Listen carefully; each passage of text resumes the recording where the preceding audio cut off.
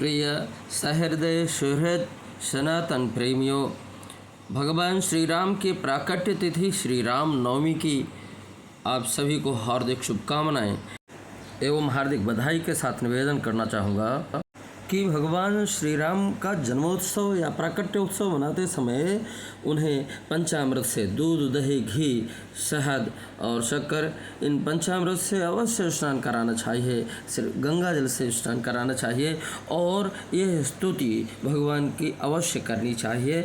इसमें विचार करते समय पहले ये देखें कि ये राजा दशरथ त्रेता युग में भगवान श्री राम सरयू की तट पर अवध धाम में राजा दशरथ और माँ कौशल्या के पुत्र के रूप में यह अवतार लेते हैं, जन्म लेते हैं। तो राजा दशरथ और कौशल्या कौन हैं? ये उसमें तुलसीदास जी बताते हैं कि कश्यप आदिति महातप कीन्हा, तीन्ह कहूँ मैं पूरब वर दीन्हा, ते दशरथ कौशल्या रूपा, कौशलपुरी प्रगट नर भूपा, तिनके गृह उतरियों जाई, रघुकुल तिलक सुचारु भाई। अर्थात वो रघुकुल में ये भगवान सूर्य के लेहों दिनकर वंश उदारा, अंसन सहित मनुज अवतारा, लेहों दिनकर वंश उदारा। तो भगवान सूर्य के वंश में भुवन भास्कर सूर्य के वंश में सूर्यवंश श्रोमणी, रघुकुल तिलक रघुवंश में भगवान श्री राम का अवतार होता है। और ये कश्यप और आदिति ही राजा दशरथ और कौशल्या हैं। तो उनका जब प्राकट्य होता है तो वो कौन सी स्तुति करते हैं? तो माता कौशल्या जब देखती हैं चार भुजा के रूप में शंख, चक्र, गदा और पद्म लिए भगवान श्री राम का जो ये चतुर्भुज रूप देख करके, वो अद्भुत रूप देख करके मुनि मन को हरण करने वाली जो ये झांकी है, उसको देख करके कहते हैं कि लोग क्या कहेंगे कि इस पुत्र रूप में इन्होंने इतना बड़ा चतुर्भुज रूप जन्म लिया है। भगवान को कहते हैं कि आपको तो जो बाल लीला करनी पड़ेगी, बालक होकर जन्म लेना पड़ेगा, आपको रोना पड़ेगा। तो वो बाल रूप में हो जाते हैं, रुदन करने लगते हैं और वहाँ सब जगह हो जाता है कि भाई बालक ने जन्म लिया है, माता कौशल्या ने जन्म दिया है बालक को। और देखिए कि वहाँ कैसे स्तुति करती हैं माता।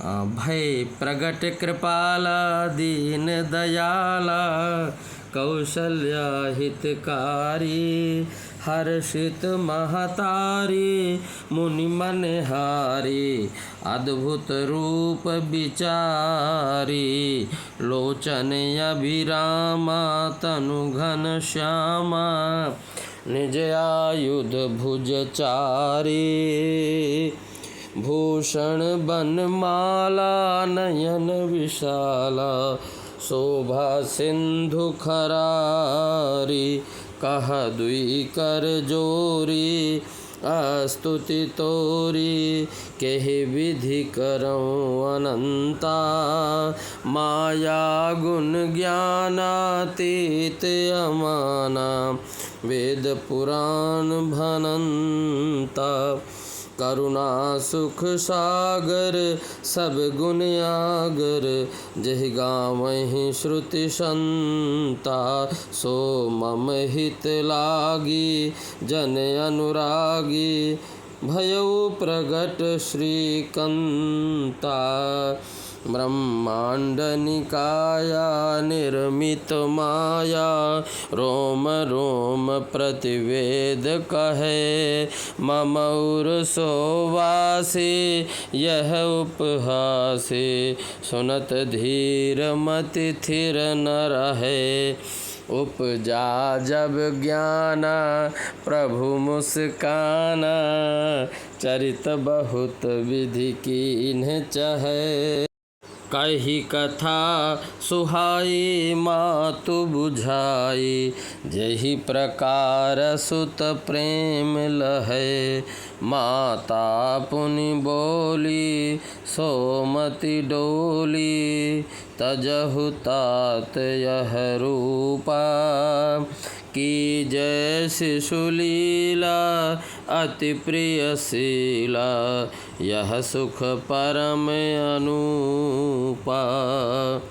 सुनि बचन सुजाना रोदन ठाना होई बालक सुर भूपा। यह चरित जगावहीं हरिपद पावहीं ते न परहीं भवकूपा। विप्रधेनु सुर संतहित लीन मनुज अवतार।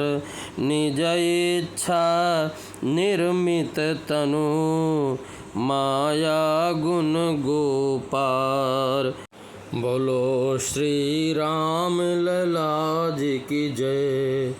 इस स्तुति से स्पष्ट हो जाता है भगवान का अवतार उस परब्रह्म परमात्मा का श्री राम रूप में अवतार जो हुआ है वो 4 प्रमुख कारणों से हुआ है। यद्यपि हरि अनंत हरि कथा अनंता कहाँ ही सुनहि सब विधि बहु संता यह है, लेकिन यहाँ जो कहा है जो प्रमुख 4 कारण गिनाए हैं उसमें से विप्रधेनु सुर संत हित अर्थात ब्राह्मण गाय देवता और संतों का जो हित ही प्रमुख कारण है। अतः श्री राम नवमी मनाने वाले श्री राम भक्तों को यह जरूर ध्यान रखना चाहिए। यह पंक्ति कि विप्रधेनु सुर संत हित लीन मनुज अवतार निज इच्छा निर्मित तनु माया गुण गोपार, तभी हमारा ये श्री राम नवमी को मनाना सार्थक होगा। यदि कोई कहता है कि चैत्र मास के ही शुक्ल पक्ष में कैसे यह जन्म हुआ रामनवमी मनाते हैं, तो श्रीमद् वाल्मीकि रामायण में भी लिखा है और जो समस्त लोक के लिए रंजक के रूप में है तुलसीदास जी का श्री रामचरितमानस, उसमें स्पष्ट रूप से लिखा है जय ही प्रभु प्रगट सो अवसर भयो। कौन सा? जोग लगन ग्रहवार तिथि सकल भय अनुकूल, चर अरु अचर हर्ष जुत राम जन्म सुखमूल। नवमी तिथि मधुमास पुनीता शुक्ल पक्ष अभिजित हरिप्रीता। अर्थात यह नवमी तिथि मधुमास की, मधु माने चैत्र मास, पुनीत जो है पवित्र चैत्र मास की नवमी तिथि को और शुक्ल पक्ष अभिजित मुहूर्त में जो है उनका जन्म होता है। आगे लिखते हैं मध्य दिवस अति शीत न घामा पावन काल लोक विश्रामा। मध्य दिवस में अर्थात दिन के मध्य काल में उनका जन्म होता है, उनका अवतार होता है, जिस समय ना शीत है, ना अधिक शीत है, ना ही अधिक घाम है। तो यह पावन शीतल मंद सुर भी बह बाऊ हर्षित सुर संतन मन चाऊ। इस प्रकार से यह उन्होंने वर्णन किया है। और उस समय देवता लोग गगन से सुमन प्रसून की वर्षा करने लगते हैं। सुमनांजलि वर्षा ही सुमन सुमंजलि साजी गह गहे गगन दुंद भी बाजे और स्तुति करते हैं। तो इस प्रकार से भगवान का यह जब जन्म प्राकट्य होता है तो और जब बाल रूप में हो जाते हैं, रुदन करने लगते हैं, तो सुनी शेषु रुदन परम प्रिय बानी संभ्रम चली आई सब रानी। सभी रानियाँ एकदम भ्रमचकित होते हुए संभ्रम होकर के चली आ रही हैं। क्यों? कि उन्होंने शिशु का रुदन सुना, बच्चे का, कि कोई बच्चा जो है जो जन्म लेता है, ऐसे छोटे बच्चे का जब रुदन और उनकी प्रिय वाणी ऐसे सुनी, परम प्रिय वाणी ऐसे सुन करके तो सभी माताएं चली आई। और हर्षित जह तह धाई दासे आनंद मगन सकल पुरवासी। दशरथ पुत्र जन्म सुनि काना मानु ब्रह्मा नंद समाना। समस्त दास दासियाँ और पुरवासी जब यह सुनते हैं कि राजा दशरथ के पुत्र का जन्म हुआ है, तब तो उन्हें ब्रह्मानंद के समान प्राप्त हो, क्योंकि ब्रह्म ने अवतार लिया है। परम प्रेम मन पुलक शरीरा चाहत उठन करत मति धीरा। इस तरह से और वहाँ सब बधाई बजने लगते हैं। अवध में सर्वत्र चारों ओर श्री राम जन्म की बधाई की धूम मच जाती है कि जन्म लियो रघुरैया, अवध में बाजे बधैया। जन्म लिन्हो रघुरैया, अवध में बाजे बधैया। राजा दशरथ लुटावें धन गैया, अवध में बाजे बधैया। इस तरह से आप सभी को श्री राम जन्म की अनंत कोटि बधाइयाँ। जय श्री राम लला सरकार की जय, अवध धाम की जय, सरयू माता की जय, भारत माता की जय।